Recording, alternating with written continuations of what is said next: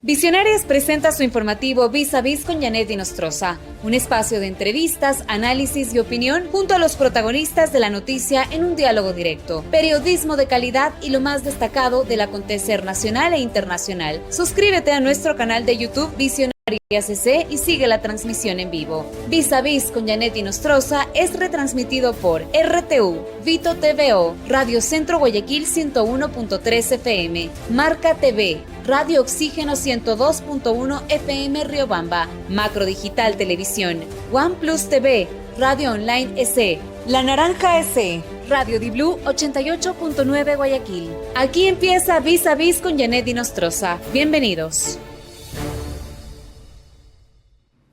Amigos, amigas, muy buenos días y bienvenidos a Vis a Vis con Janet Inostroza. En mi punto G Express de hoy voy al grano y de lleno vamos a hablar sobre qué significa que el riesgo país haya bajado 595 puntos a partir del día de ayer, que lo informó el Banco Central del Ecuador. Este es el índice de riesgo país más bajo desde 2019.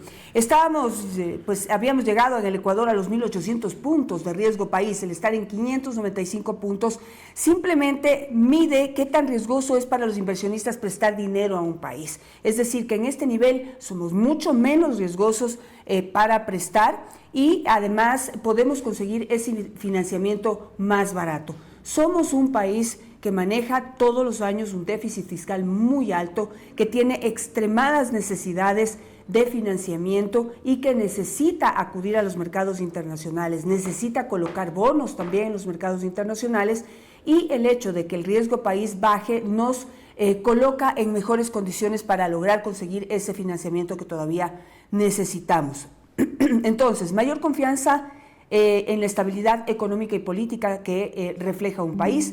Es más barato endeudarse. Con 1.800 puntos, para que tengan una relación de riesgo país, a donde en algún momento llegamos, el Ecuador podía estar expuesto a endeudarse al 20%, lo cual es prácticamente impagable. Con 595 puntos, las tasas podrían bajar a un rango de 8 a 10%, dependiendo del plazo. Esto reduce el costo de la deuda pública y esto es un punto positivo. Hay mayor clima o mejor clima para la inversión extranjera, menor riesgo de crisis, mejor manejo de la deuda, entorno más predecible, y esto puede atraer mucha inversión para proyectos de energía, para proyectos de minería, para inversión en bonos.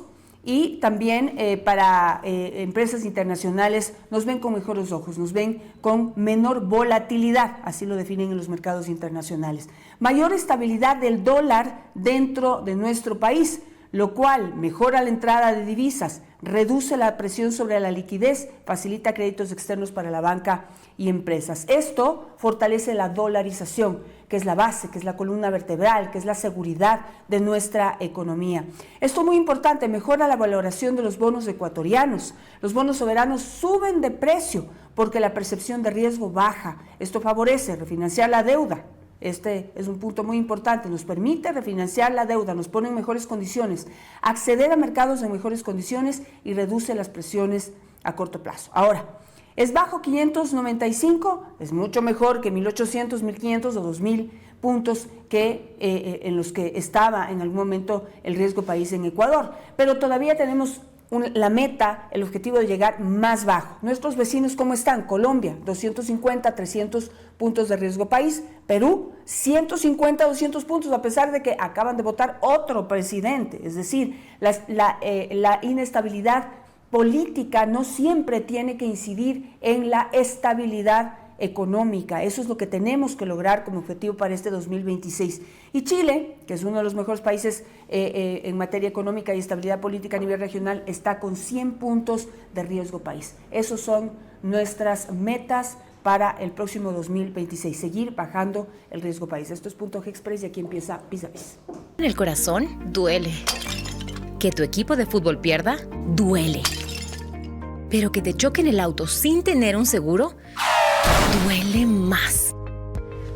Con Surone tienes acompañamiento 24/7. Asegura ahora tu auto en www.surone.es. Va a apagar la luz, ya no demoro tanto. Si la tienda de la esquina es también mi banco. Si por mi cuadra la ferretería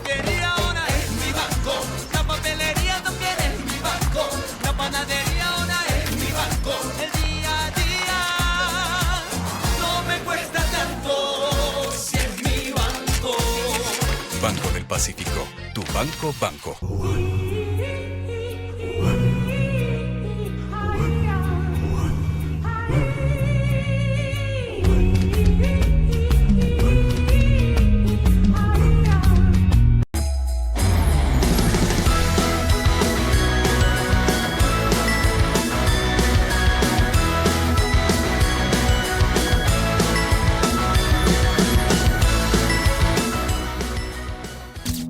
Creer en nuestros jóvenes es nuestra más grande inversión.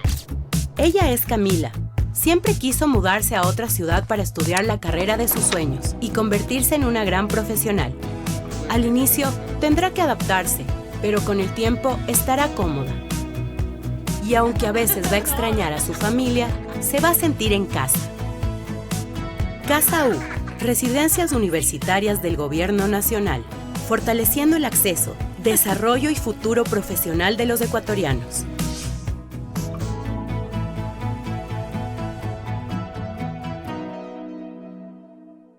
También aquí adentro el reto es el diálogo, llegar a acuerdos para poder seguir fortaleciendo al Ecuador. Estamos, como dijo Denise, ya aquí con el ministro Harold Burbano, ministro de Trabajo. Ahora, ministro, buenos días y bienvenido. Qué gusto, Janet, gracias por la entrevista. Voy a tomar algo del tema previo que se habló, el tema del riesgo país. Creo que es importante que todos los ciudadanos entiendan que entre más seamos atractivos a la inversión extranjera, más podamos tener también financiamiento barato, mayor nivel de empleabilidad vamos a tener, mayor nivel de empleabilidad formal podemos tener. Entonces, todos los datos que se han planteado, entre esos el riesgo país, nos dan la posibilidad de que las familias puedan tener mayores posibilidades de tener un plato en la mesa, de poder tener mejores ingresos, y esa es la perspectiva y el objetivo del gobierno ecuatoriano. Ahora, justamente, digamos, usted arranca sus funciones dentro del Ministerio de Trabajo con el primer gran reto, que es llegar a un acuerdo para poder incrementar el valor del salario mínimo vital. Previsto ya este diciembre tiene que estar establecido ese nuevo valor. ¿Cómo ve las cosas y a cuánto se podrá subir? Bueno, es un gran reto no subir el salario básico, sino el reto es llegar a un consenso. Estamos en un momento político, social, en donde el país, la ciudadanía, necesita muestras de un trabajo conjunto, de un trabajo unido, de diálogo entre diferentes sectores.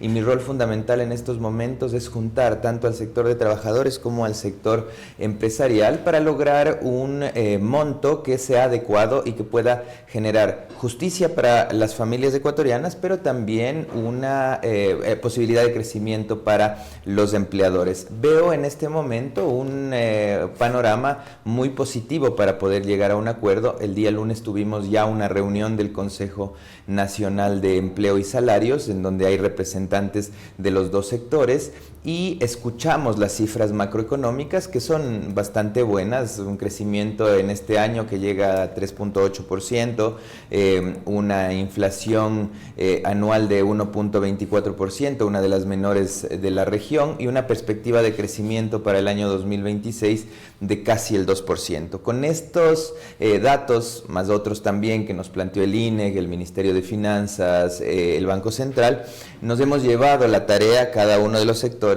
de procesarlos hacia la interna, y en una próxima reunión que se dará la próxima semana, exponer ya propuestas sobre estos temas. El primer gran mensaje es que todos estamos de acuerdo en que debe haber un aumento en el salario básico.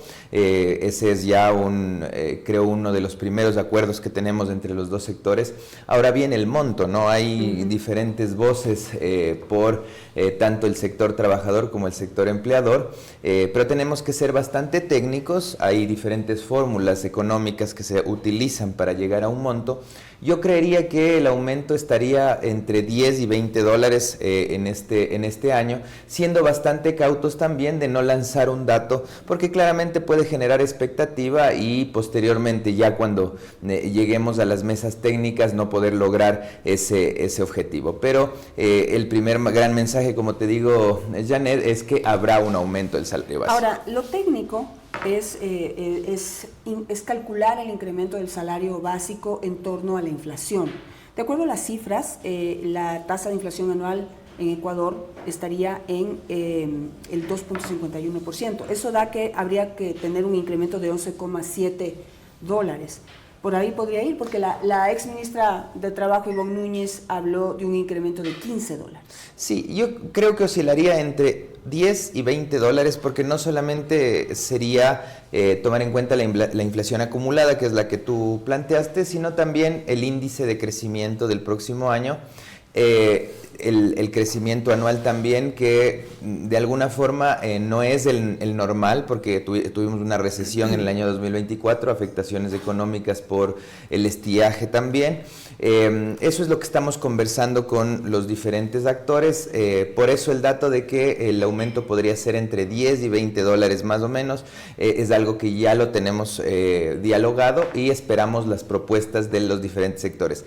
El reto es llegar a este consenso. No queremos, si bien es una opción legal, no queremos fijarlo nosotros como gobierno nacional, y veo que en este momento hay una situación bastante propensa al consenso. Esperemos que así sea. He conversado con los diferentes representantes gremiales, tanto de trabajadores como de empleadores, y ellos también apuntan a que es un momento en donde el país necesita diálogo, necesita consensos, y esta sería una de las primeras muestras de ese consenso al país.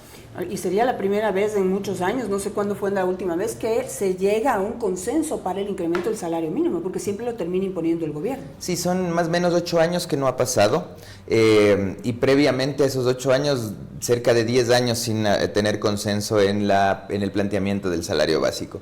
Creo que tenemos un solo objetivo en el país, y esto lo venimos planteando en los diferentes sectores, desde los diferentes ministerios también. El objetivo es que las familias tengan mayor capacidad de consumo, que las empresas puedan tener mayor capacidad de empleabilidad. Dato importante que me encontré ahora en la cartera de Estado: si bien tenemos un dato de desempleo que es un desempleo bastante bajo, cerca del 3.7%, lo que existe en el país es informalidad en el empleo, es decir, la gran mayoría de las personas no pueden vincularse de manera formal con los derechos que establece la Constitución y la ley. Nosotros queremos plantear un programa de formalización, pero para eso necesitamos incentivos para las empresas y también necesitamos incentivos para los trabajadores. ¿Por qué? Porque a un trabajador le puede convenir más estar en la informalidad que vincularse a una empresa de manera formal, y en eso vamos a trabajar a futuro. ¿Cómo le puede convenir más? Por ejemplo, hay trabajadores que pactan con el empleador el no descuento de los rubros ALÍES, por ejemplo. Entonces, ¿qué se necesita hacer ahí? Fortalecer obviamente el sistema de seguridad social, que es algo que lo tenemos como meta al corto y mediano plazo, pero por otro lado también necesitamos que los empleadores sientan que el poder dar estos beneficios a sus trabajadores les cuesta menos que por ejemplo, cumplir otro tipo de acciones o de requerimientos administrativos que les presenta el Estado. Entonces, ¿qué debemos hacer ahí? Reducir la carga administrativa, y si tomamos recientemente una decisión que fue reformar un acuerdo que establecía la necesidad de tener un protocolo para el acoso laboral en diferentes empresas. Lo que hemos hecho es asumir la carga de ese protocolo y del seguimiento de los procesos de acoso laboral para las microempresas, para los empleadores pequeños. No es que se queden desprotegidos los trabajadores de las microempresas que tienen menor a 10 trabajadores, sino que el ministerio asume esa responsabilidad y le quita la carga de buscar, por ejemplo, un profesional del derecho que realice este trabajo. Ahora, en el mejor de los casos, si se incrementan esos $20 máximos, usted dice entre 10 y $20, el salario mínimo quedaría en $490. Todavía lejos de lo que cuesta la canasta básica. Generalmente la aspiración de los trabajadores y los gremios de trabajadores es que en algún momento se pueda igualar el salario mínimo a la canasta básica. ¿Cómo ve usted cómo negociar, cómo llegar a un acuerdo tomando en cuenta esa aspiración que tienen los trabajadores? Esta es una conversación inicial que tuvimos en la reunión del día lunes. ¿Cuál es el cálculo que se hace de manera técnica a nivel regional? Nosotros tenemos núcleos familiares en donde el promedio de personas es de 4. De estas 4 personas, el ingreso de cada uno de los hogares no es de un salario básico, sino de 1.6. ¿Qué significa eso? Que cada familia tiene un ingreso de 160 sobre 200, por ejemplo, ¿no es cierto? Entonces, ese 1.6 salarios básicos que ingresan a los hogares del país logran cubrir ya la canasta básica vital. Existe un pequeño desfase de más o menos $30 entre el costo de la canasta básica, que está en $856 más o menos, y los ingresos de este 1.6%. Es decir, lo que nosotros queremos es mejorar la empleabilidad, más que subir el salario básico para que una sola persona en la familia sea quien se cargue todo el ingreso y todo este rol de proveer, sino que cada familia pueda tener más de una persona trabajando en el sector formal. Importante hacer esta relación, porque digamos lo que se destaca, y lo cual es una realidad, el Ecuador tiene el salario básico más alto de la región. En promedio en la región está en $300-350 el salario básico, a excepción de Venezuela, que está en $2. Eso explicaría por qué hay tanta migración y la realidad de ese pobre país. Pero en el resto de la región son $350, pero estaba revisando y la canasta básica no supera los $500. Entonces, en esa escala, digamos que están en mejores condiciones que nosotros. Sí, nosotros lo que hemos hecho como país es diferenciar la canasta básica vital de la canasta básica familiar. La canasta básica vital es básicamente lo que una familia de 4 personas necesita para sobrevivir. Esta canasta básica vital en el Ecuador oscila entre los $500 y $550 y la canasta básica familiar está en 856. Lo que nosotros como gobierno nacional planteamos y cuál es la expectativa comparándonos con la región es que no solo una persona dentro de la familia reciba todo el salario para cubrir esta canasta básica, sino mejorar los niveles de empleabilidad formal. ¿Qué es lo que pasa, por ejemplo, en Perú? ¿Qué es lo que pasa en Colombia, que son los países más cercanos? El nivel de empleabilidad formal es mucho más alto que en el Ecuador. En el Ecuador oscila entre el 37%. Si logramos que ese 37% en los próximos 3 años se convierta en 50%, es decir, la mitad de los trabajadores que se encuentran vinculados a una empresa estén cubiertos por todos los derechos y reciban el salario básico formal, podemos lograr que hasta el ingreso familiar sea mayor a la canasta básica. Son 2 líneas que tenemos que trabajar. Primero, lograr que el salario básico sea un salario justo, pero por otro lado que las familias tengan la capacidad de emplear a todos sus miembros en edad económicamente activa. ¿Qué también se debe hacer? Trabajar de manera conjunta con las otras instituciones. ¿Por qué? Porque dentro de la canasta básica familiar y dentro de también los servicios necesarios para poder cubrir el trabajo de las personas están los servicios de cuidado, por ejemplo. Entonces, fortalecer los servicios de cuidado del Estado hacen que las personas dentro de la familia que pueden trabajar puedan salir de manera tranquila a generar recursos y el Estado se hace cargo de manera gratuita de cuidar a los niños, cuidar a adultos mayores, etcétera. Entonces, es necesario trabajar en conjunto para que esta empleabilidad formal pueda crecer. ¿Y cuál es su meta para el próximo año? No sé si para los próximos 3 años. Le pregunto así porque pues siempre hay cambios. Espero que haya estabilidad en el Ministerio de Trabajo. Es importante para poder generar políticas. Pero ¿cuál es su meta para el próximo año? Bueno, el próximo año tenemos 2 grandes objetivos. El primero es hacer más eficiente los procesos internos dentro del Ministerio de Trabajo. Personalmente, antes de estar dentro de la administración pública, ejercía mi profesión de abogado en libre ejercicio, especialmente en la rama del derecho laboral, y conozco claramente cuáles son los procesos que generan trabas dentro del ministerio y que generan además carga desproporcionada a los empleadores. Por eso mi primer reto en la institución es dar este tipo de incentivos para hacer más eficientes los procesos de visto bueno, de inspecciones, que esto garantiza además que el empleador y el trabajador tengan seguridad jurídica en esta relación laboral. Y lo segundo es tener una relación mucho más cercana con el sector trabajador especialmente. Necesitamos que los sindicatos y los trabajadores también no sindicalizados puedan tener tranquilidad de que esa relación con el Ministerio de Trabajo, esa relación con el Estado es una relación bastante fluida. ¿Por qué? Porque el momento en el que los trabajadores tienen un diálogo constante con el Estado, podemos recibir sus necesidades y plantearlas y plasmarlas en la política pública. ¿Cómo incrementar el número de empleados formales? Digamos, tenemos una tasa general que creo que la entiende todo el mundo, 3 de cada 10 ecuatorianos no tiene un empleo formal, solo 3 de cada 10. Pero 7 están la mayoría en la informalidad y algunos, 5 están en la informalidad y 2 no tienen empleo, algo así es, ¿verdad? Entonces, ¿cómo mejorar esa tasa? ¿Cómo lograr que más ecuatorianos tengan un empleo formal? Tú lo has dicho bien, 37%, es decir, 3,5 o 4 ecuatorianos tienen empleo formal.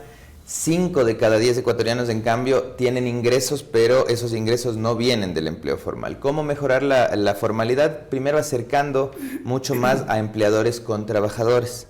Esto es algo que no ha pasado y todas estas relaciones laborales que generan informalidad se dan en la clandestinidad, o sea, se dan en el marco de negociaciones entre empleador y trabajador que se da fuera de la ley. Lo que nosotros buscamos es, y es una palabra que está satanizada básicamente, pero flexibilizar esa negociación, no flexibilizar la norma, sino flexibilizar esa negociación.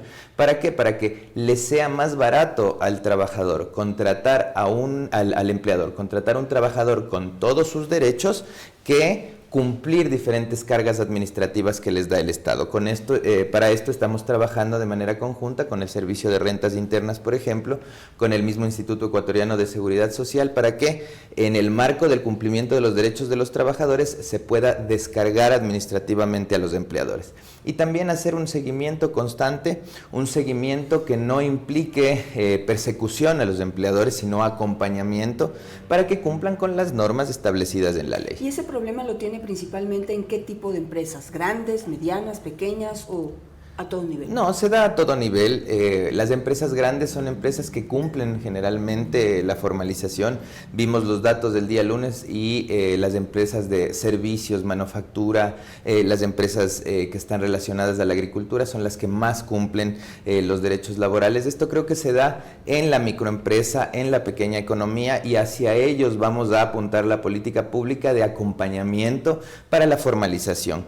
No solamente en el trabajo, sino especialmente también en los temas tributarios, en los temas fiscales, porque el momento en el que tú tienes una empresa que genera ingresos o un emprendimiento que genera ingresos, tienes que lograr que ese emprendimiento se convierta en un negocio, se convierta en algo que pueda potenciarse, y para eso necesitas la formalización. Esto te abre también puertas a la banca pública, a la banca privada, a poder tener financiamiento, y todo esto debe estar anclado a que tengas también en regla toda la situación laboral de tus empleados. Y, digamos, haciendo esa reorganización y flexibilización, digamos, de la relación empleados, autoridad y empresas, ¿cuánto cree que cuánto empleo se podría generar? ¿Cuál es su expectativa? ¿Cuál es su cálculo? Bueno, yo creo que así, haciendo un análisis bastante empírico, podríamos ir creciendo entre el 2 y el 2.5% de formalización al año.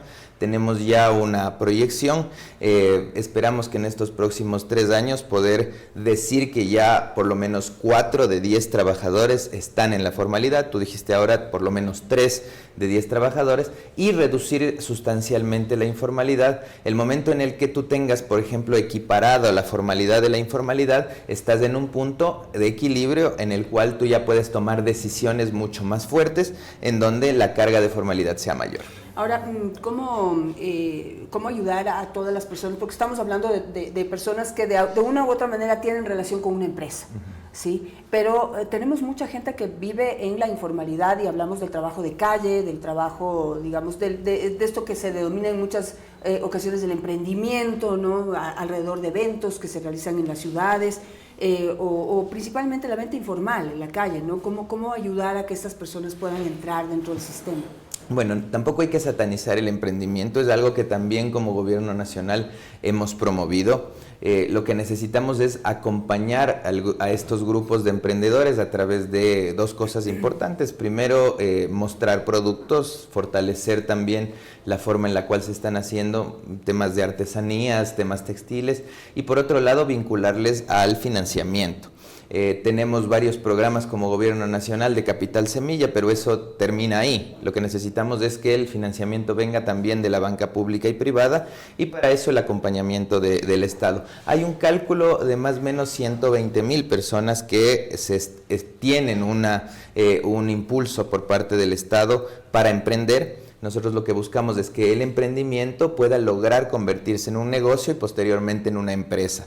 Y esto se hace estando cerca de la gente, acompañando estos emprendimientos. ¿Qué tan dentro de todo el universo, la persona que vende en la calle, ese no se le puede llamar emprendedor, no sé cómo está catalogado dentro del sistema, pero es una persona vulnerable y que casi siempre pertenece a los estratos más pobres del Ecuador? Es trabajo informal, o sea, se lo llama técnicamente como trabajo informal. A estas personas lo primero que hay que hacer es agremiarlas, o sea, es juntarlas, porque una persona que vende caramelos en la esquina puede juntarse con 5 personas más y de alguna forma establecer un emprendimiento. Eso es lo que se está haciendo en coordinación con el Ministerio de la Producción, con el Ministerio de Desarrollo Humano, con el Instituto Ecuatoriano de Economía Popular y Solidaria. ¿Para qué? Para identificar a estas personas, juntarlas y a través del proceso de asociatividad poder brindarles primero un capital semilla y posteriormente vincularlas al financiamiento formal. Es un reto, o sea, tú sabes que es un reto, Janet, pero lo que buscamos es que la ciudadanía confíe en el Estado. Tenemos los programas abiertos, lo que les invito a los ciudadanos es que puedan ir hacia las ventanillas de cada una de las instituciones del Estado.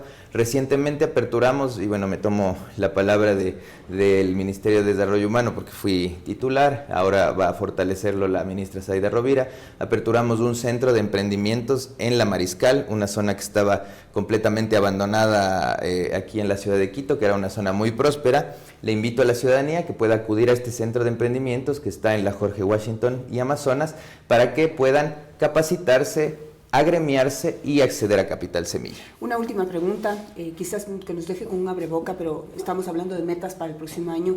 Yo hablé al inicio que el futuro de nuestro país, el 2026, tiene que ser un año de diálogo. Tiene que ser un año de renunciar a las posturas, tiene que ser un año de renunciar a los intereses políticos. Difícil al ser un año preelectoral, pero pues la esperanza nunca muere, dicen por ahí, ¿no es cierto? Dentro de las reformas que hay que hacer y para lo que hay que llegar a acuerdos está la reforma laboral. ¿Lo tiene mapeado usted? ¿Se podrá presentar el próximo año? Sobre todo, no solamente hablando del trabajo por horas que causa tanto pánico, a pesar de que podría ser una solución, pero también pensando en tanto joven. Yo, mire, al estar en un medio digital, y solo como un ejemplo, ¿no? Tengo relación con mucha gente joven que no le interesa venir a trabajar aquí 8 horas diarias. Quieren trabajar de otra manera. Hay gente que quiere trabajar desde fuera del país y lo podrían hacer, por ejemplo, en un negocio como este. Sí, estamos nosotros programando diferentes reformas que van a juntarse para que podamos darle al país un respiro en materia laboral. Esto es parte de una reforma integral que debe hacerse del trabajo en el país. Lo que sí somos es muy respetuosos de la voluntad ciudadana, si bien los ciudadanos nos dijeron que no quieren que tengamos trabajo por horas, sí hay la forma en la cual podamos generar una formalidad, como te decía previamente, en esta negociación entre el trabajador y el empleador. ¿Para qué? Para que los dos grupos se beneficien. Entonces, sí estamos pensando en el 2026 en plantear algunas reformas que podrían llamarse reforma laboral, pero también tenemos que tener una perspectiva a mediano plazo de un cambio al Código de Trabajo. El Código de Trabajo es un código que viene desde los años 30, tenemos ya una situación laboral, una situación mundial que es muy diferente a la que se vivió en ese tiempo, y hemos estado conversando también con la bancada de gobierno para presentar las diferentes reformas. Perfecto, estaremos a la expectativa. Muchísimas gracias, ministro, por estar esta mañana con nosotros. Solamente recuérdanos la fecha de definición del nuevo salario mínimo. Bueno, si bien la ley establece que lo hagamos hasta el 31 de diciembre, el cronograma y mi expectativa como autoridad es que tengamos más o menos el 20 de diciembre ya definido el salario mínimo. Me quedo con eso. Gracias. Gracias. Ministro. Gracias, que tengan un buen día. Que te rompan el corazón, duele. Que tu equipo de fútbol pierda, duele. Pero que te choquen el auto sin tener un seguro, duele más. Con Sur One tienes acompañamiento 24/7. Asegura ahora tu auto en www.surone.es.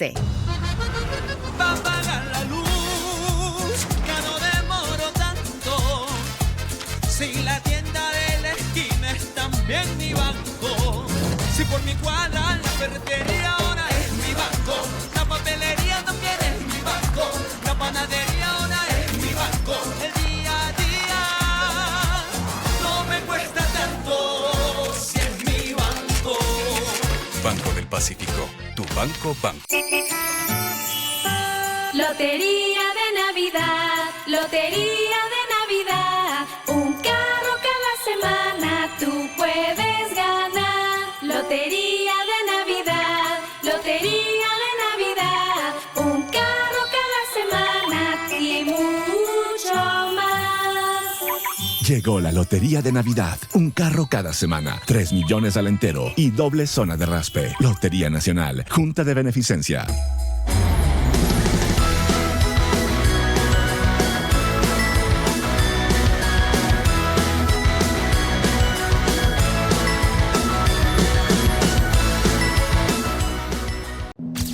Creer en nuestros jóvenes es nuestra más grande inversión. Ella es Camila. Siempre quiso mudarse a otra ciudad para estudiar la carrera de sus sueños y convertirse en una gran profesional. Al inicio tendrá que adaptarse, pero con el tiempo estará cómoda. Y aunque a veces va a extrañar a su familia, se va a sentir en casa. Casa U, Residencias Universitarias del Gobierno Nacional, fortaleciendo el acceso, desarrollo y futuro profesional de los ecuatorianos.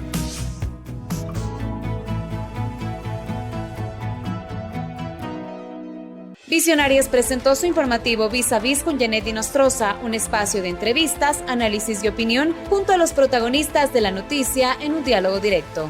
Vis a Vis con Janet Nostroza es retransmitido por RTU, Vito TVO, Radio Centro Guayaquil 101.3 FM, Marca TV, Radio Oxígeno 102.1 FM Riobamba, Macro Digital Televisión, OnePlus TV, Radio Online SE, La Naranja SE, Radio Di Blue 88.9 Guayaquil.